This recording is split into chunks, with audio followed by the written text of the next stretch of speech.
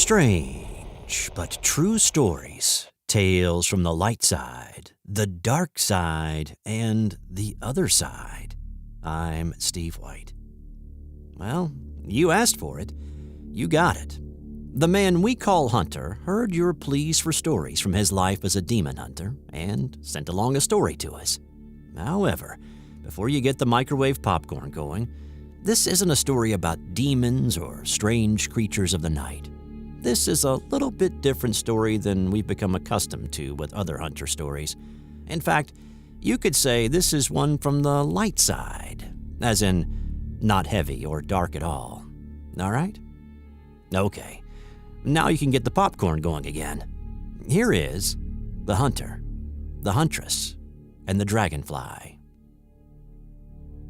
It seems like 2019 is a year for getting back in touch with those I haven't talked to in some time.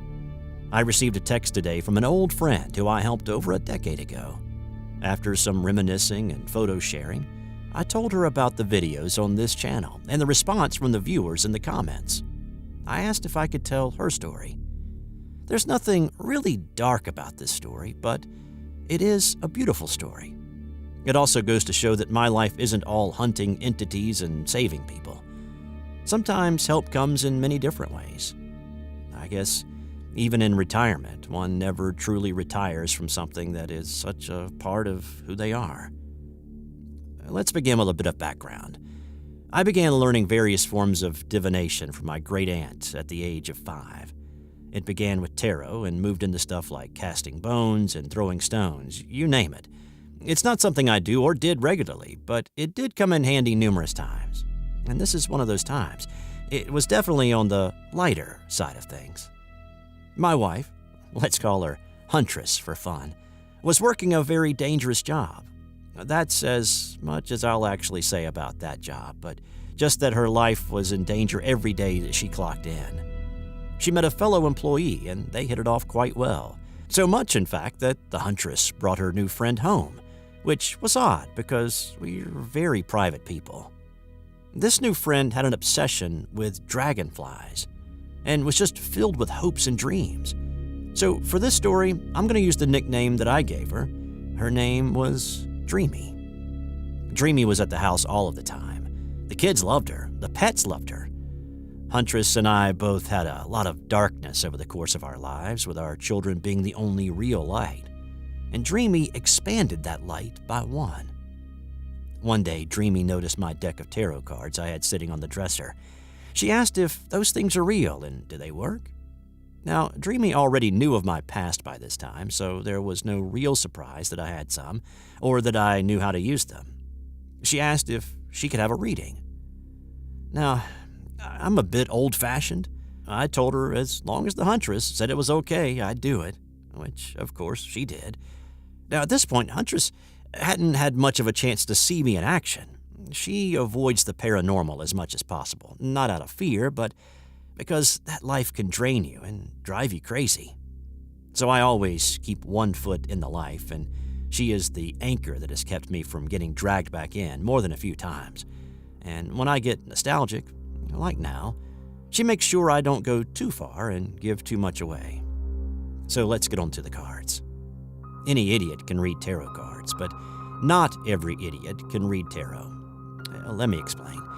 You go out and buy a deck of tarot cards. That's mistake number one, as they should always be gifted to you. The decks come with a description of what each card means, how to lay them out, and so forth. But this info will only give you vague answers to questions at best. That is, reading tarot cards. Reading tarot is a whole other animal. The cards have to speak to you, from the theme to the imagery. If the cards don't speak, people won't listen. I personally use the Thoth deck. Hey, sorry, this is Steve popping back in. Sorry for the interruption. Thoth, spelled T-H-O-T-H, can be pronounced a variety of different ways. Thoth, Toth, Thoth, Toth. If you pronounce it differently, no worries, just wanted to clarify. Okay, back to Hunter. I personally use the Thoth deck, gifted to me by my mother, then a pocket-sized version gifted to me by the Huntress. We began by letting Dreamy hold the cards, letting her energy flow through them, and then I laid the cards out. This was not to answer any questions, this was just to see if the cards had successfully tapped into her energy so I could do successful readings. Images began to flood my mind almost instantly. Many things I said were things she could have easily told Huntress in casual conversation. Who she was attracted to, things about certain friends that had passed away.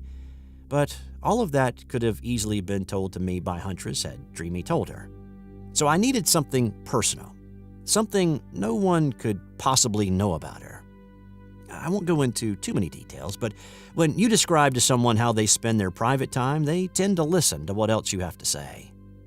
Now, Dreamy suffered from a medical disorder, and doctors had told her that she would never have children. Her question, will I ever have children? Personally, I hate answering questions like this. Once you are told what will happen, people start doing things differently based on this information and can, in the process, change the course of things to come. So I did the reading. The cards revealed that she would indeed have children. As a matter of fact, she would be pregnant within 6 months. Over the course of the following months, she was off and on with this guy, until one night, around 1:30 in the morning, Huntress got a phone call. "Hello?" Huntress answered. Who? Okay. "Oh, baby, of course you can. Okay, we'll see you in a bit." It was 6 months and 3 days from the day I did the reading, and Dreamy had called to tell us she was pregnant. She came over, and the three of us spent the night in the living room watching movies and telling Dreamy that no matter what, Huntress and I would be there for her. The coming months were not easy. Dreamy's health got worse. There were concerns about the baby's health, issues with the father. It was a rough time for everyone. But Dreamy refused to give up. She was bringing this baby girl into the world if it killed her. Dreamy gave up a piece of herself to ensure that baby was alive and healthy. A piece that baby will always carry with her, whether she knows it or not. Now, over the years, I've encountered many entities. One in particular we call Green because of the flashes of green energy that are sometimes witnessed when he's around. Green had taken a liking to Dreamy and promised to protect her and the baby. Green was not of this world and never had been. He's helped me out more times than I can count over the years. And though he may get upset at being mentioned here, he deserves credit because he looks after them to this day. The baby came and both survived. Dreamy has struggled with her health, but the love of her daughter keeps her going. As a toddler, the baby used to always talk about her green alien that made the boogeyman go away.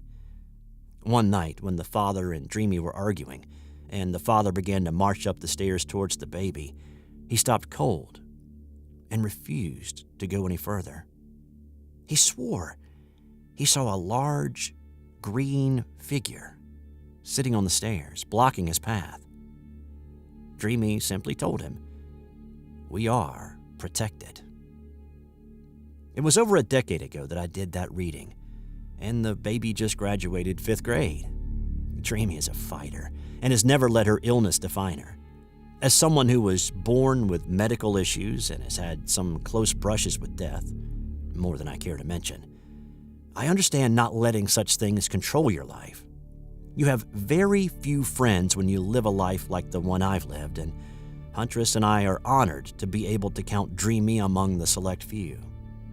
And to that baby girl, you are your mother's every wish and dream come true. Her dreams of one day having you are why we call her Dreamy, our dragonfly. Well, there you have it. A story straight from the hunter himself. No major heroics, no me versus evil, just me helping someone to find their own light in the darkness. And for the sake of fairness, I had Huntress, because she's in it, and Dreamy read and give their approval of this story before I submitted it. Now, this is Dreamy's story, and if she had any reservations, I would never have sent this in. Those of us that have made the resolute vow to help people when we can are sometimes lucky enough to have witnessed and sometimes participated in these interlude stories that remind us that it ain't all bad in our neck of the woods. This has been the man called Hunter. Be well and be safe.